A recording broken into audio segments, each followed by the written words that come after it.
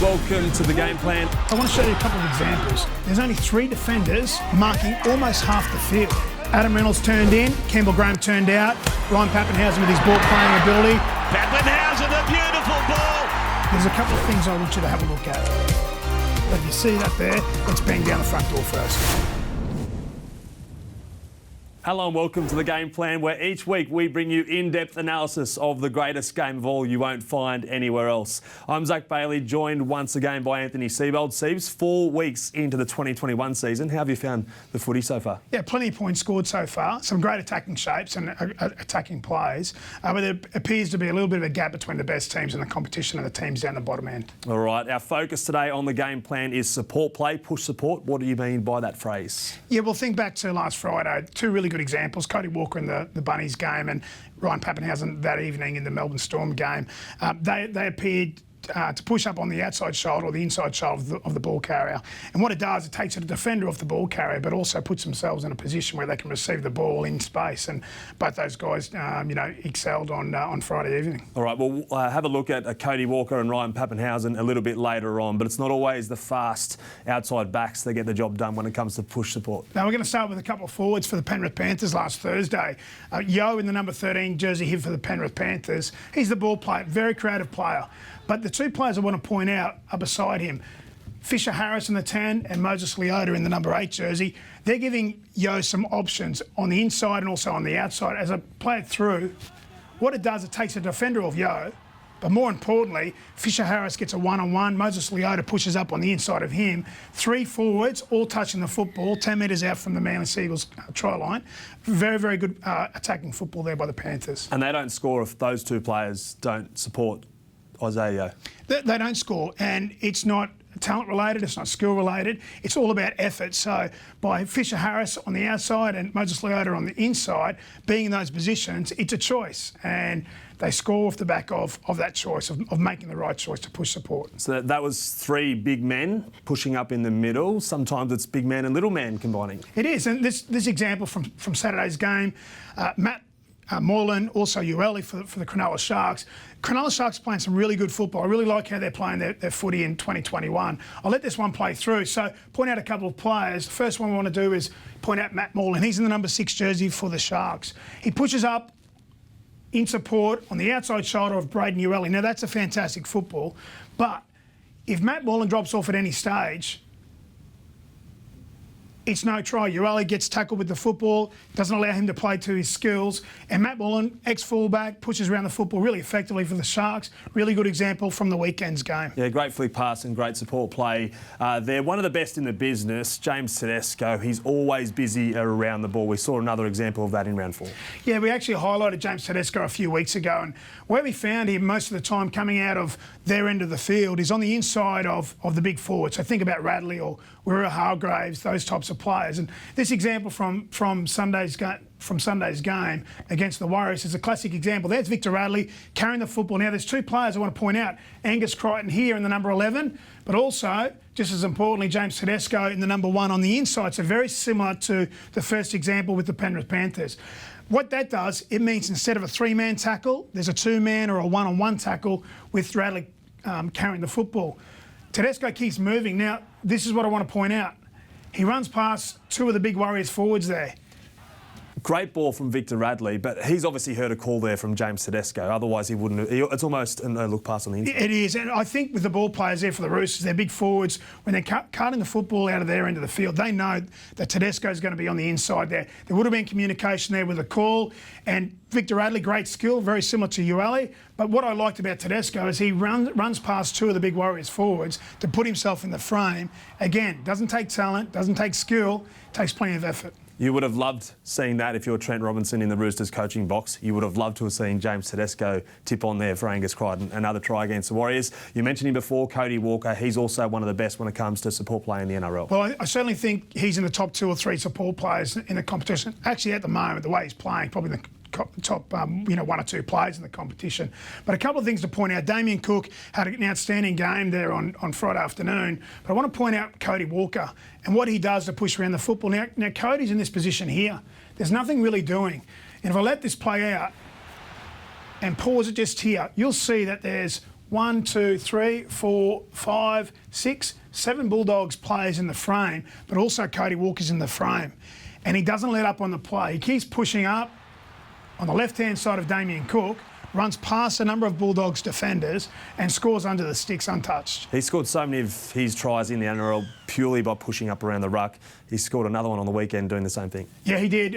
Very, very similar. In the same game, second try for Cody, but again, an outstanding break from Damien Cook. Now, there's a couple of things I want to point out before I let it play through. You'll see Cody on the left-hand side up here, left-hand side of Damien Cook. He pushes. Now, he doesn't give up on the play. He pushes through, there's nothing doing, keeps on the left-hand side of Damien Cook, very similar to the previous example, runs away untouched again for his second try, very similar, but again, that doesn't take talent, doesn't take skill, it takes a choice to put himself in the frame there, and Cody Walker's just about the best in the competition of doing that. And at the start of that play, so that was third tackle coming out of their own end, the Bunnies had their shape out to the right, so in no way, or at no stage did it look like Cody Walker was going to get the ball down the blind side. So why would he push up in that instance? Well, we spoke about eyes up football a few weeks ago, and Damien Cook's very good at playing eyes up football. He would have seen that there was only one marker there, or markers were retreating, and he took it off. He saw some space there. Cody Walker knows when Damien Cook takes off from the number 9 position, then he needs to be on his left-hand side shoulder, which he's done very well for a couple of years now, but there were 2 really good examples from the weekend's game. So that was purely an effort play at the start. He didn't think he was going to get the ball. He almost pulled up, and then once he saw Damien Cook go through, he thought, I'm going to go again. Yeah. What about Ryan Papenhuyzen? 4 tries in 11 minutes, was it? Yeah. So there's pretty much a masterclass there on Friday night from Papenhuyzen. And I'll play these first couple of clips through. This is his first and second try about the play. But there's a couple of things that I do want to point out as it plays through. The first one is this. All Papenhuyzen looks at as a support player is supporting down that middle third of the field. He knows the football will come back to him. So he just keeps moving down the middle third of the field. And you can see here, great speed by Addo Carr, but great push down that middle third of the field by Papenhuyzen means he goes untouched under the sticks. And it was really a game changer, these couple of tries that Ryan Papenhuyzen put on.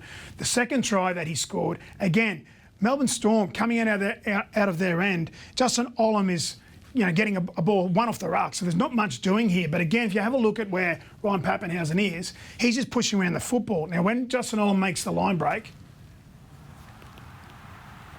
Papenhuyzen's in support, and all he's thinking about is pushing up that middle third of the field. So again, really good positioning on the inside shoulder. And if you just take that clip back slightly, look at the amount of players for Brisbane that he goes past. Like, as you said before in that other example with Cody Walker, he runs past 2 or 3 opposing players. One, it's the speed, but it's his turn of foot, isn't it? Yeah, it is. It's obviously his speed and his turn of foot, but also his positioning. Billy Slater works with the fullbacks down there, and Billy would talk to him about pushing through that middle third of the field, and he does it just as good as any fullback in the competition. Him and Tedesco at the moment are probably the 2 best fullbacks with regards to pushing around the football. Great example on Friday night. You used to work down at the Storm alongside Craig Bellamy. How pleased would he be by those efforts that he saw on Friday night? Well, he would be pleased because I know I keep repeating myself, but it doesn't take talent or doesn't take skill to turn up in the picture there. Yeah, it takes some speed, no doubt about that, but it's a choice. It's an effort play by Papenhuyzen, and he made that a number of times on Friday night. He made the choice to put himself in the frame. And there's one now that you want to break down even more so. Well, this was his 4th try of the night, and again, it came out of the back end of the field there for Melbourne Storm. Big Nelson Asafa-Solomona carts the ball into Milford and gets an offload. Now, there's not a lot doing here at the moment. There's Papenhuyzen in the backfield there, so he's probably around about 10 metres behind the football. But again, as we play this one through, he pushes up on the inside of Jerome Hughes, and again, I know I'm making the point a number of times here, but he just knows that he needs to push down the middle third of the field on any line break. He doesn't try and chase the ball. He pushes down the middle third of the field. The ball will come back and find him. Jerome Hughes is there on the line break. On his left-hand side shoulder, there's Ryan Papenhuyzen, middle third of the field. Again, under the sticks, untouched. That's hard to defend, but again, it's a big effort play. It is hard to defend, but how do you defend against that? Well, again, it goes right back to the start there about making sure that you lock up Nelson Asafa-Solomona coming out of the back end of the field.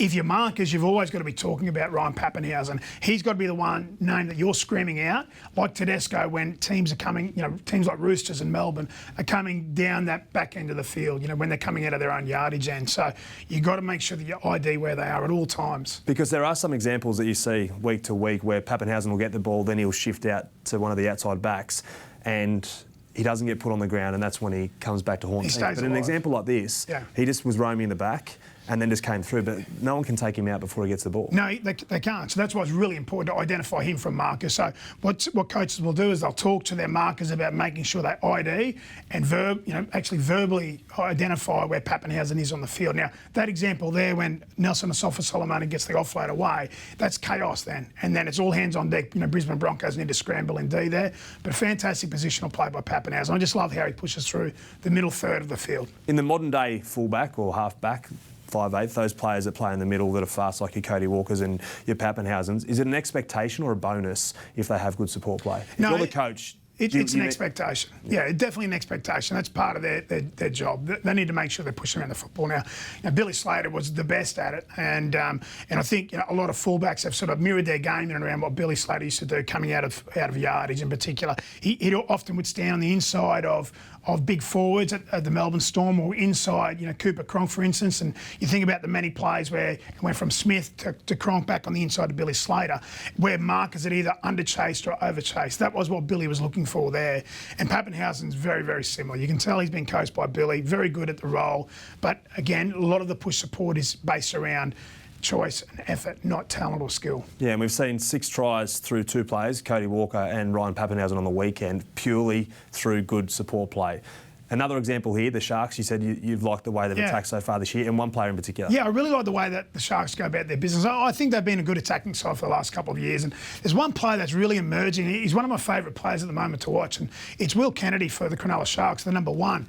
Again, he's done some fantastic things over the first month of football, and he's on the back end of shape here. So that's Will Kennedy there, receiving the ball at the back of shape. And it's in the midfield. It's a really good place to attack from because fullbacks don't plug themselves in the line. And generally speaking, teams are a little bit more passive with regards to their edge defence. So Will Kennedy takes the space. But this is what I love about his game at the moment. That's Maweni Harodi there on the outside. That's what I love about Will Kennedy's game at the moment. He's always in the frame.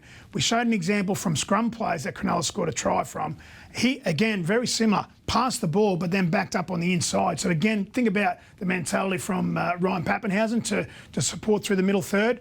Will Kennedy knows that his job's not finished. He works really hard to get through that middle third of the field in front of the Cowboys defender there, and he does a fantastic job.